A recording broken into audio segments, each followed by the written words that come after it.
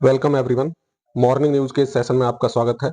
मैं विपिन शर्मा आज लेकर आया हूं आज के समाचार पत्रों में छाई हुई मुख्य खबरें, जो ज्यादातर जो हमारे रोजगार पाने के इच्छुक युवा भाई बहन हैं उनके लिए काम की खबरें हैं। तो बिना देर किए हुए करते हैं शुरू। 69,000 शिक्षक भर्ती मामले पर मोदी और योगी के बीच चर्चा हुई है। अचानक दिल्ली पहुंचे सीएम। उपचुनाव से पहले भर्ती का विवाद हल निकाल ओबीसी को संदेश देने की कोशिश की गई है। उपचुनाव पर भी चर्चा हुई। पीएम मोदी को योगी ने महाकुंभ का न्योता भी दिया है। इसके बाद पीएम से मिलने के बाद में पार्टी अध्यक्ष जेपी नड्डा जी से भी मिले हैं। उत्तर प्रदेश के सीएम योगी आदित्यनाथ रविवार को अचानक राजधानी दिल्ली पहुंचे और प्रधानमंत्री नरेंद्र मोदी के साथ बैठक की। प्रधानमंत्री आवास पर करीब 1 घंटे चली बैठक में दोनों नेताओं के बीच विधानसभा की 9 सीटों पर होने वाले उपचुनाव और अगले साल जनवरी में होने वाले महाकुंभ की तैयारियों पर चर्चा हुई है। सीएम योगी ने पीएम मोदी का महाकुंभ में आने का न्योता भी दिया है। सूत्रों का कहना है कि इस दौरान प्रदेश में 69,000 शिक्षक भर्ती मामले में उपजा हुआ जो विवाद है उसका राजनीतिक हल निकालने पर भी चर्चा हुई है। पीएम से मुलाकात के बाद सीएम योगी ने पार्टी अध्यक्ष जेपी नड्डा से उनके आवास पर मुलाकात की। देखते हैं 69,000 में जो फंसे हुए अभ्यर्थी हैं उनके साथ क्या फैसला होता है। 7,279 विशेष शिक्षकों की बहाली प्रक्रिया शीघ्र होगी। खबर है बिहार पटना से। सामान्य प्रशासन विभाग बीपीएससी को भेजेगा नियुक्ति की अधियाचना। 5,534 शिक्षक कक्षा 1 से 5 वाले विद्यालयों में होंगे बहाल और 1,745 विशेष शिक्षक कक्षा 6 से 8 वाले स्कूलों में होंगे भर्ती। इसी के साथ एक और अच्छी खबर है कि नाम में या आधार में सुधार को आवेदन आज तक है। सक्षमता परीक्षा उत्तीर्ण जो शिक्षक हैं उनके नाम, जन्मतिथि यानी जन्मदिन, आधार संख्या, मोबाइल नंबर आदि में सुधार को लेकर आवेदन देने का जो सोमवार तक का समय है वो आज पूरा होने वाला है। शिक्षा विभाग ने ऐसे शिक्षकों को कहा है कि वह 4 नवंबर तक अपने पदस्थापन वाले जिले के जिला शिक्षा पदाधिकारी डीईओ को आवेदन देंगे। आवेदन के आधार पर जिले के जिला कार्यक्रम पदाधिकारी डीपीओ बिहार विद्यालय परीक्षा समिति की वेबसाइट पर संशोधित करेंगे। राज्य में ऐसे शिक्षकों की संख्या 10,219 है जिनके नाम, आधार संख्या आदि में अंतर रहने के कारण काउंसलिंग नहीं हो पाई है। तो आगे करते हैं। अंतिम उत्तर कुंजी के आधार पर जारी होगा परिणाम। उत्तर प्रदेश से खबर है। उत्तर प्रदेश पुलिस भर्ती व प्रोन्नति बोर्ड द्वारा आयोजित सिपाही भर्ती परीक्षा की वेबसाइट पर जारी उत्तर कुंजी 9 नवंबर के बाद हटा ली जाएगी। इसके बाद ही तैयार अंतिम उत्तर कुंजी के आधार पर परीक्षा परिणाम जारी किया जाएगा। उत्तर प्रदेश भर्ती बोर्ड ने अपील की है कि उत्तर कुंजी देखने के बाद अभ्यर्थी तुरंत अपनी शारीरिक परीक्षा की तैयारी शुरू कर दें। शारीरिक परीक्षा को लेकर काफी प्रतिस्पर्धा रहती है, तो अभ्यर्थियों की आपत्तियों जो हैं उनके बाद ही भर्ती बोर्ड ने गलत मिले 25 सवालों को निरस्त कर दिया था। 9 नवंबर के बाद वेबसाइट से हट जाएगी उत्तर कुंजी, इसे ध्यान रखें। अभ्यर्थियों की आपत्तियों के बाद गलत निकले 25 सवाल रद्द किए गए हैं। और अगर आपको अधिक जानकारी चाहिए तो इसे आप वेबसाइट है बोर्ड की, इस पर संपर्क कर सकते हैं uppb.gov.in पर।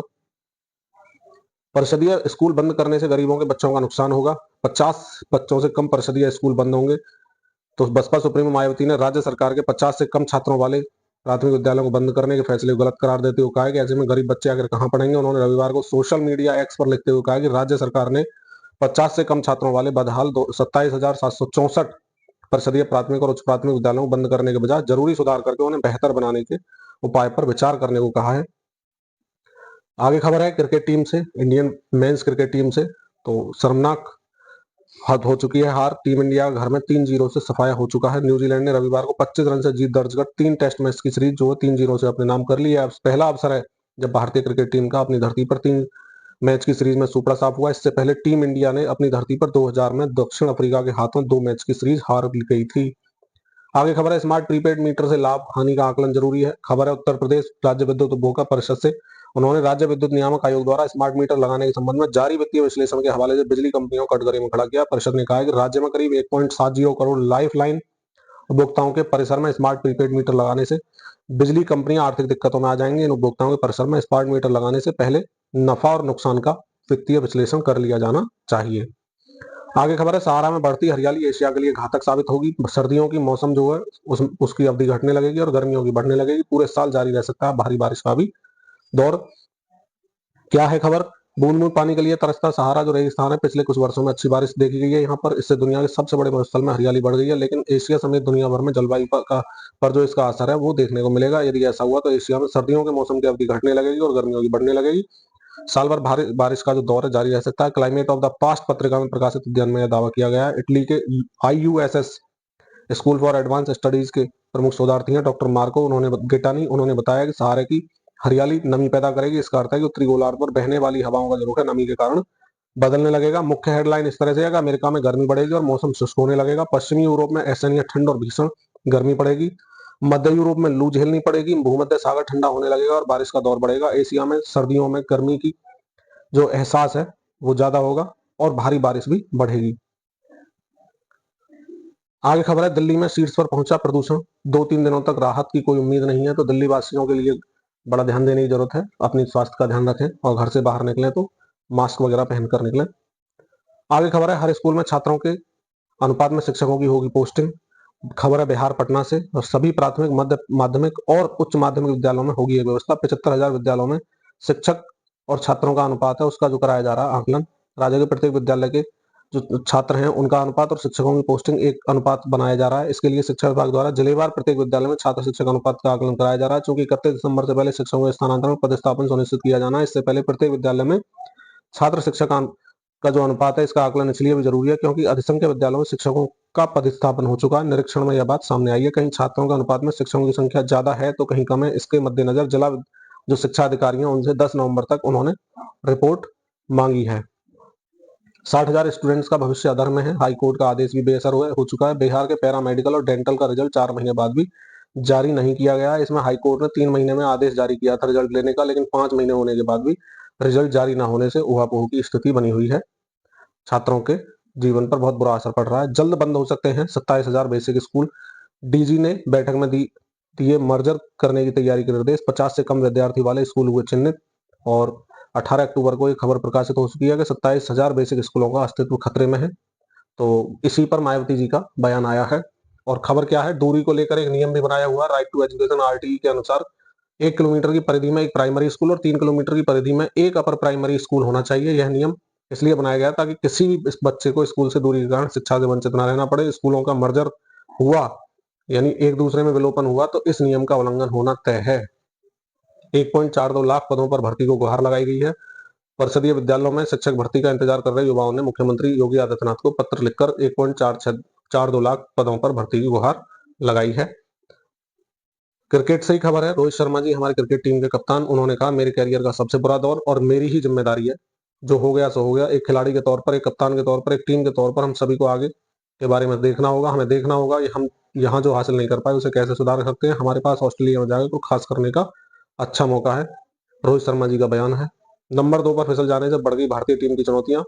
न्यूजीलैंड के खिलाफ 3 मैचों की घरेलू सीरीज में हार के बाद भारत वर्ल्ड टेस्ट चैंपियनशिप यानी WTC तालिका में पहले से दूसरे स्थान पर खिसक गया। WTC के मुताबिक चक्र में भारत की 5वीं हार के बाद उसके अंक प्रतिशत PCT में बड़ी गिरावट आई है। टीम का अंक प्रतिशत पहले 62.82 था, अब वो 58.33 हो गया। इस प्रकार भारत जो मौजूदा चैंपियन ऑस्ट्रेलिया के नाम जो पहला हो गया है और अब इसके बाद भारत दूसरे स्थान पर खिसक गया है। आगे खबर है, 6 लाख नए बीएड बेरोजगारों के लिए 3 साल से कोई भर्ती नहीं आई है। शिक्षकों के 4,163 पदों पर भर्ती के लिए 2.5 साल से इंतजार कर रहे हैं 8.69 लाख अभ्यर्थी। ऐसा सके माध्यमिक विद्यालयों में TGT PGT के लगभग 24,000 पद खाली हैं और राजकीय विद्यालयों में भी 10,000 पद रिक्त हैं। तो इस पर कहीं ना कहीं प्रशासन को संज्ञान में लेकर और इससे विद्यालयों की स्थिति भी सुधरेगी। अगर भर्ती होती है तो शिक्षा की गुणवत्ता में सुधार होगा और बेरोजगार दर भी जो है वो बेरोजगारी भी कम होगी। अब CHO के 7,401 पदों पर होगी भर्ती। पहले 5,582 पदों पर मांगे गए थे आवेदन, मानदेय भी बढ़ा। जनवरी में आवेदन करने वालों को 2 बार आवेदन की कोई जरूरत नहीं है। प्रदेश में अब सामुदायिक स्वास्थ्य कार्यकर्ता CHO के 7,401 पदों पर भी होगी भर्ती। इससे पहले 5,582 पदों पर आवेदन मांगे गए थे। पद बढ़ाने के साथ ही मानदेय भी 20,500 से बढ़ाकर 25,000 कर दिया गया। आवेदन प्रक्रिया शुरू हो गई है। अंतिम तिथि 17 नवंबर है। अगर आप भी इच्छुक हैं और योग्यता है आपके अंदर तो जाएं और आवेदन करेंगे। उत्तर प्रदेश लखनऊ से एक खबर थी। 8 नवंबर से T20 इंटरनेशनल सीरीज का रोमांच शुरू होने वाला है। यह मैच इंडियन टीम और साउथ अफ्रीका टीम के बीच होने वाला है। South Africa national cricket team बनाम इंडियन नेशनल क्रिकेट टीम के बीच 4 मैचों की T20 इंटरनेशनल सीरीज का आगाज 8 नवंबर से होगा। चारों मैचों का मुकाबले जो है वो डरबन, गेकेबरहा, सेंचुरियन और जोहान्सबर्ग में खेले जाएंगे। अफ्रीका दौरे पर टीम इंडिया अपनी जीत का सिलसिला जारी रखना चाहेगा, जिसने पिछली बार सबसे छोटे प्रारूप में खेलते हुए श्रीलंका को 3-0 से हराया था। आयरलैंड के खिलाफ सितंबर में 1-1 से ड्रॉ में रहे और बांग्लादेश के खिलाफ 3-0 से जीत हासिल करने के बाद साउथ अफ्रीका सीरीज में उतरेगी। सूर्य कुमार इसके कैप्टन होंगे। तो all the best to team India. देखते हैं कितना अच्छा प्रदर्शन आप कर पाते हैं। केदारनाथ यमुनोत्री के कपाट शीतकाल के लिए बंद हो चुके हैं। केदारनाथ धाम में 16 लाख से ज्यादा श्रद्धालुओं ने इस बार दर्शन किए हैं। 17 नवंबर को बद्रीनाथ धाम के कपाट हो जाएंगे बंद। केदारनाथ में सबसे ज्यादा श्रद्धालु जो हैं वो आए हैं अब की बार। तो इसी के साथ आज की खबरों का सिलसिला यहीं समाप्त होता है। मिलते हैं नई खबरों में, नई वीडियो में। तो मैं विपिन शर्मा आपसे लेता हूँ विदा। हाँ, एक बात और, अगर आपने वीडियो को लाइक नहीं किया है तो लाइक कर दें, चैनल को सब्सक्राइब कर लें, जिससे आने वाले टाइम में सारी खबरें आप तक टाइम टू टाइम पहुंचती रहें। इसी के साथ जय हिंद, जय भारत, वंदे मातरम।